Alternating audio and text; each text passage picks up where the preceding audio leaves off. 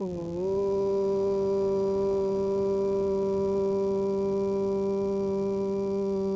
नमः सिद्धेभ्यः।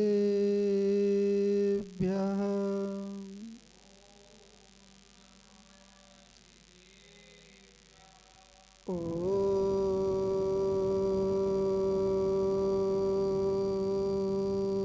नमः सिद्धेभ्यः।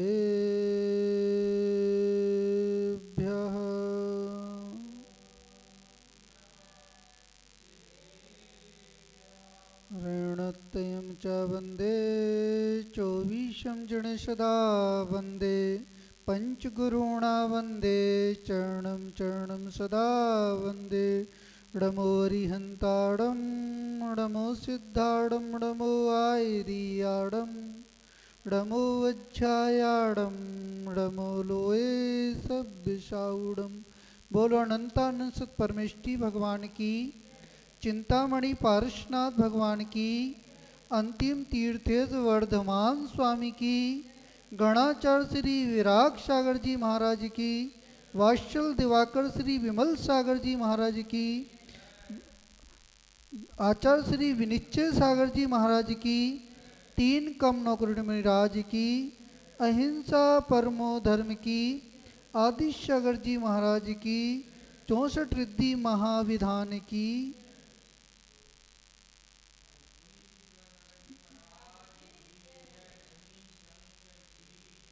भव्य आत्मन। इस संसार पर दृष्टि पड़ती है तो ऐसा प्रतीत होता है जो जीव न द्रव्य कर्म से प्रभावित हो रहे हैं, न भाव कर्म से प्रभावित हो रहे हैं, न नो कर्म से प्रभावित हो रहे हैं, वही सच्चे सुख का अनुभव कर रहे हैं। वो जो जीव भाव कर्म से भी प्रभावित हो रहे हैं, द्रव्य कर्म से भी प्रभावित हो रहे हैं और नो कर्म से भी प्रभावित हो रहे हैं, आचार्य वर्ग कह रहे हैं वो इंद्रिय सुख का ही अनुभव कर रहे हैं। पर जो इंद्रिय सुख का अनुभव कर रहे हैं वह जीव पुरुषार्थ कर सकते हैं। जो कर्म भूमज हैं, आचार्य वर्ग कह रहे हैं जो मनुष्य हैं, जो पर्याप्त हैं, जो 8 वर्ष अंतर मुहूर्त की आयु से अधिक वाले हैं, वह जीव पुरुषार्थ कर सकते हैं, धर्म पुरुषार्थ कर सकते हैं, मोक्ष पुरुषार्थ कर सकते हैं और उस परम स्थिति को प्राप्त कर कर अनंत सुख का भोग कर सकते हैं। भैया वो शक्ति किसके अंदर है? तो वो कह रहे मनुष्य के अंदर शक्ति किसके अंदर है? जो कर्म भूमि के मनुष्य हैं उनके अंदर शक्ति है, भोग भूमि के मनुष्यों के अंदर शक्ति नहीं है। शक्ति होने के बाद भी उसको प्रकट नहीं कर सकते क्योंकि आचार वर्ग कह रहे हैं उस क्षेत्र का प्रभाव है, उस गति का प्रभाव है, वह संयम को धारण नहीं कर सकते। किसको धारण नहीं कर सकते? वो अणुवृत्तों को धारण तो कर सकते हैं पर सकल संयम को धारण नहीं कर सकते। हमारा आपका विशेष पुण्य का उदय है। किसका उदय है? विशेष पुण्य का उदय है। हम सकल संयम को धारण कर सकते हैं, पुरुषार्थ कर सकते हैं, मोक्ष पुरुषार्थ कर सकते हैं। पर मोक्ष पुरुषार्थ समझ में आ रहा कि नहीं आ रहा? महाराज कैसी स्थिति है, जीव की स्थिति कैसी है? वो जैसी स्थिति में पहुंचता है उसमें वो रम जाता है। आचार्य वर्ग कह रहे हैं यदि भोग की स्थिति में पहुंचता है तो भोगी बन जाता है, योगी के चरणों में जाता है तो योग को धारण करने का भाव उत्पन्न होता है। आप प्रभु की प्रतिमा को देखते हो, गुरु को देखते हो तो उनके गुणों को प्राप्त करने का भाव होता कि नहीं होता? आचार्य वर्ग कह रहे यदि भावना हो रही है, भावना हो रही है तो समझ लेना मैं भव्य जीव हूं। क्या हूं? मैं भव्य जीव हूं। और भावना नहीं बन रही है, भोग को प्राप्त करने की भावना बन रही है, आचार्य वर्ग के धन को प्राप्त करने की भावना बन रही है, तो समझ लेना कि अभी आपने धर्म के मर्म को समझा नहीं। आदिनाथ भगवान बैठे हुए थे, राज अवस्था में बैठे हुए थे, वो बैराग उत्पन्न नहीं हो रहा था। आचार्य वर्ग कह रहे, जब जीव का पुण्य कम होता है, काल लब्धि नहीं आती है, तब तक उसका पुरुषार्थ नहीं होता है। अब ये मत सोचना कि काल लब्धि आएगी तो हमारा पुरुषार्थ हो जाएगा। ये किसके लिए है? जो विशेष पुण्यशाली जीव हैं, विशेष पुण्यशाली जीव हैं, वो ऐसा विचार कर सकते हैं। ये पंचम काल है, ये हुंडा सपनी काल है। आचार्य वर्ग कह रहे, यहाँ पे जीवों का जन्म होगा, मिथ्यात्व के साथ ही जन्म होगा। किसके साथ होगा? मिथ्यात्व के साथ ही जन्म होगा। जो पंचम काल में जीव जन्म ले रहे हैं, मिथ्यात्व के साथ ही जन्म ले रहे हैं। कोई सम्यक के साथ जन्म नहीं हो रहा, सबका मिथ्यात्व के साथ ही जन्म हो रहा है। पर आचार्य वर्ग कह रहे हैं, 8 वर्ष अंत मुहूर्त के बाद जीव पुरुषार्थ कर सकता है, पुरुषार्थ कर सकता है, सम्यक्तादि को ग्रहण कर सकता है, संयम को धारण कर सकता है। वो आचार्य वर्ग कह रहे, ऐसा भी पुरुषार्थ कर सकता है, ऐसा भी पुरुषार्थ कर सकता है, सकल व्रतों को धारण कर सकता है। तो वह जीव बैठा हुआ था, उस संचालन कर रहा था, वो नित्य देख रहा था, उस स्वधर्म को फिक्र हुई। किसको फिक्र हुई? स्वधर्म को फिक्र हुई। आचार्य वर्ग कह रहे हैं, जो स्वधर्म इंद्र होता है, एक भव अवतारी होता है। क्या होता है? एक भव अवतारी होता है। वह अवधि ज्ञान से संपन्न होता है, संपूर्ण शुद्ध का ज्ञाता होता है। क्या होता है? संपूर्ण शुद्ध का ज्ञाता होता है। वो चिंतन कर रहा है, इस जीव के समय निकल रहा है, आयु के निषेक कर रहे हैं, आयु के निषेक कर रहे हैं, और इनको बैराग उत्पन्न नहीं हो रहा। आचार्य वर्ग कह रहे, जब जीव के पुण्य का उदय होता है, तीव्र पुण्य का उदय होता है, तो स्वर्गों के देव को भी फिक्र होती है। किसको फिक्र होती है? और जिसके पाप का उदय है, जिसके पाप का उदय है, घर के सदस्यों को भी फिक्र नहीं होगी। आचार्य वर्ग करे, पूर्व उपार्जित कर्म का उदय चल रहा है, पूर्व उपार्जित कर्म का उदय चल रहा है, पड़ोसी को भी फिक्र नहीं होगी, उस पुत्र को भी फिक्र नहीं होगी, इस परिवार के सदस्य को भी आपकी फिक्र नहीं होगी, क्योंकि पूर्व में बांधा हुआ कर्म। किसका बांधा हुआ है? पूर्व में बांधा हुआ कर्म है, उसी का उदय चल रहा है। और जब जीव के पुण्य का उदय होता है, तभी उसके धर्म करने का भाव होता है। देखो, ज्ञानचंद जी कहाँ के हैं? विजयनगर, आसाम, गुवाहाटी के हैं। जब भावना बनी, क्या बनी? धर्म की भावना बनी, तीर्थ वंदना की भावना बनी, तो गुवाहाटी के सुख को छोड़कर और यहाँ पर भगवान की आराधना करने आ गए। किसकी आराधना करने आ गए? तो गुरुदत्त आदि मुनिराज हैं, तो यहाँ से मोक्ष गए हैं, उनकी आराधना करने आए। आचार्य वर्ग कर रहे हैं, जब पुण्य का उदय आता है, जीव का भाव बनता है, तभी भगवान की आराधना करता है। और ये आश्रम है, कौन सा आश्रम है? उदासीन आश्रम है। और यहाँ पे 64 रिद्धि विधान चल रहा है, अत्यंत भगवान की उपासना चल रही है। उन रिद्धियों को प्राप्त करने के लिए, उन रिद्धियों को प्राप्त करने के लिए यहाँ पे पुरुषार्थ चल रहा है। आप भी भागीदार हो गए। क्या हो गए? भागीदार हो गए। आचार्य वर्ग करे, तद्गुण लब्धे। तो भगवान की आराधना करता है, प्रभु की आराधना करता है, अरिहंत भगवान की आराधना करता है, उन गुणों को प्राप्त कर लेता है। तो भावना सच्ची होना चाहिए। कैसी होना चाहिए? भावना सच्ची होगी तो आचार्य वर्ग रहे, भावना भी भावनाशनी है, और भावना ही और कर्म संसार को बढ़ाने वाली है। वो तंदुल मक्ष देख रहा है, किसको देख रहा है? मछलियों को देख रहा है। अफगान छोटी है, अफगान छोटी है, भावना भा रहा है, मेरी अफगान बड़ी होती तो एक जीव को भी नहीं छोड़ता। जब आयु का बंद हुआ, उस महामक्ष की आयु का बंद हुआ, उस तंदुल मक्ष की आयु का बंद हुआ, 7वें नरक की आयु का बंद हो गया। एक जीव पुरुषार्थ कर रहा था, और एक जीव भावना को भा रहा था। जब आयु का बंद हुआ तो 7वें नरक की आयु का बंद हो गया। आचार्य वर्ग रहे जैन दर्शन में भावों का बहुत बड़ा महत्व है। यदि आपकी भावना अच्छी है, आपकी भावना अच्छी है तो आपका पुरुषार्थ सही होगा, और पुरुषार्थ सही होगा तो जो कर्म बंधेगा, जो कर्म बंधेगा वो संसार के भी सुख देगा और आत्मा का सुख भी देगा। कौन सा पुरुषार्थ चल रहा है ज्ञानचंद जी? कौन सा पुरुषार्थ चल रहा है? धर्म पुरुषार्थ चल रहा है। कौन सा पुरुषार्थ चल रहा है?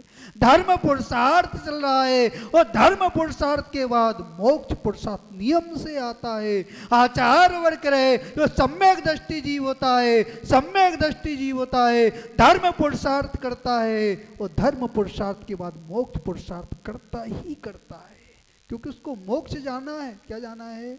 मोक्ष जाना है। वो आदिनाथ बैठे हुए थे, आदिनाथ बैठे हुए थे, सो धर्म को फिकर उनको बेराग उत्पन्न क्यों नहीं हो रहा? उनको बेराग उत्पन्न क्यों नहीं हो रहा? उसने नीलांजना को पहुंचाया। किसको पहुंचाया? नीलांजना को पहुंचाया। जितने भी तीर्थंकर होते हैं, जितने भी तीर्थंकर होते हैं, जब तक संयम को धारण नहीं किया, पूरी व्यवस्था स्वर्ग से होती है। किससे होती है? स्वर्ग से होती है।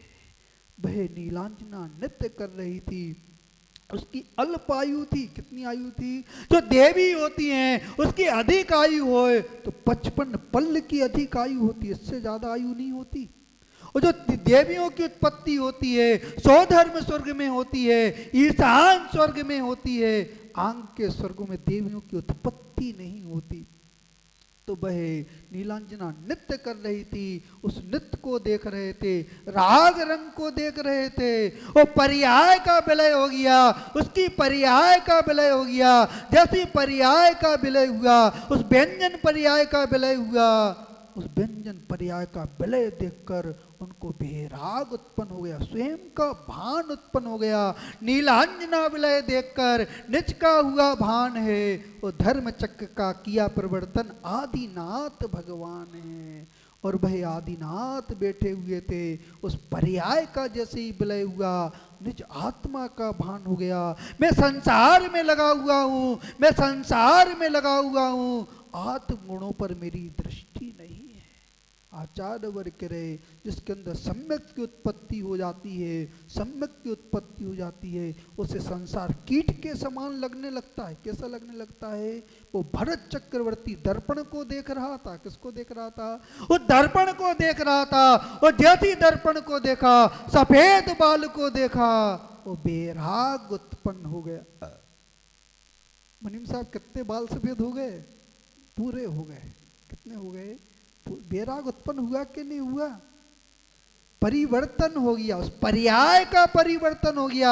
आचार्य वर्ग रहे जो सफेद बाल होते हैं, यमदूत के झंडे हैं। किसके झंडे हैं? यमदूत के झंडे हैं। वो बता रहे हैं तुम्हारी आयु घटने वाली है, तुम्हारी पर्याय समाप्त होने वाली है, संयम को धारण करो, संयम को इस हृदय में धारण करो, मोक्ष मार्ग का पुरुषार्थ करो। आचार्य वर्ग करे एक अवस्था के बाद बाण प्रस्थ आता है, और जैसी बाण प्रस्थ आता है ग्रह का त्याग कर देना चाहिए। क्या कर देना चाहिए ज्ञानचंद जी? कौन सी अवस्था चल रही है? बाण प्रस्थ चल रहा है। क्या चल रहा है? बाण प्रस्थ चल रहा है। संयम को धारण करो, संयम को धारण करोगे, संयम को धारण करोगे तो आचार्य वर्ग रहे हैं ये अनंत चतुष्टय प्रकट होंगे। और जहाँ पे अनंत चतुष्टय होते हैं वहाँ पर 64 विद्या अपने आप प्रकट हो जाती हैं। तो वह नित्य देखते देखते पर्याय का विलय हो गया, उनने संयम को धारण किया।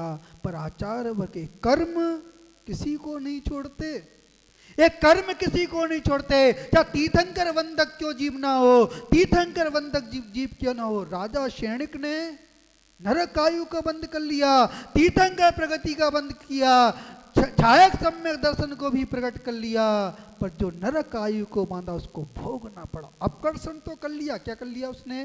7वें नरक की आयु का अपकर्षण तो कर लिया, पर जो नरक आयु को बांधा, नरक गति को बांधा, उसको भोगना पड़ा। आचार्य वर्ग करे संसार में सबको धोखा दिया जा सकता है, पर जो कर्म बंध रहे हैं, जो कर्म बंध रहे उसको धोखा नहीं दिया जा सकता। तो वह जीव संयम को धारण किया और 6 महीने का अंतराय पड़ गया। क्या पड़ गया?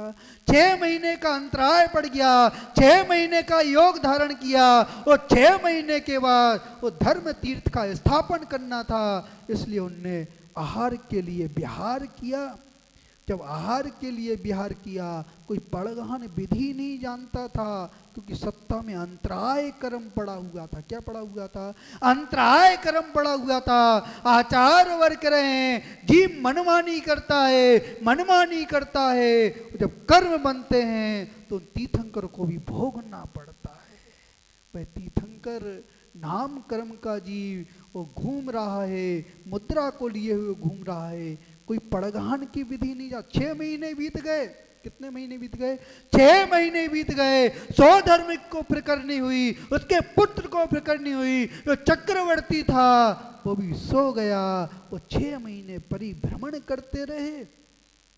वो परिभ्रमण करते करते जब 6 महीने बीत गए, जब उनका अंतराय कर्म समाप्त हुआ, राजा सोम और श्रेयांश को अब जाति स्मरण हो गया। क्या हो गया?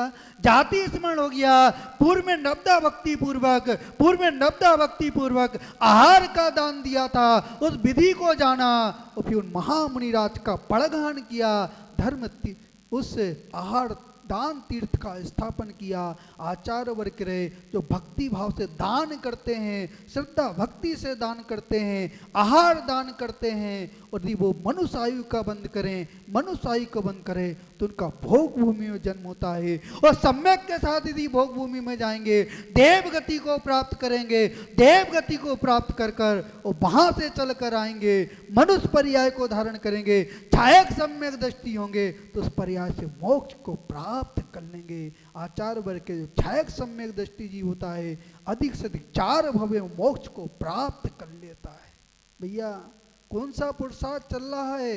मिथ्यात्व को बढ़ाने वाला पुरुषार्थ चल रहा है कि सम्यक को बढ़ाने वाला पुरुषार्थ चल रहा है? आचार्य वर्ग रहे, आपकी भावना सही है, आपकी क्रिया सही है, कौन से जल का उपयोग करते हो? छने जल का करते कि नहीं करते? अवक्ष पदार्थ का सेवन तो नहीं करते?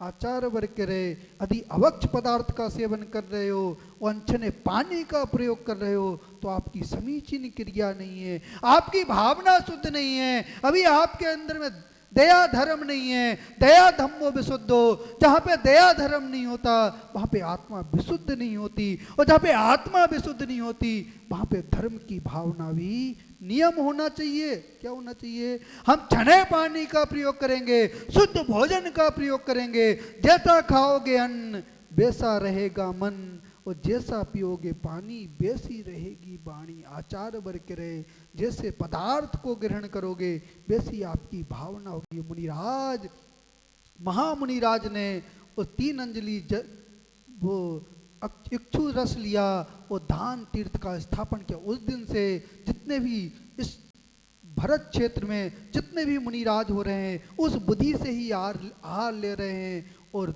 अपने संयम का पालन कर रहे हैं, अपने तप का पालन कर रहे हैं, और प्रभु की आराधना करते हुए अपने चारित्र का पालन कर रहे हैं। आप दान करते कि नहीं करते?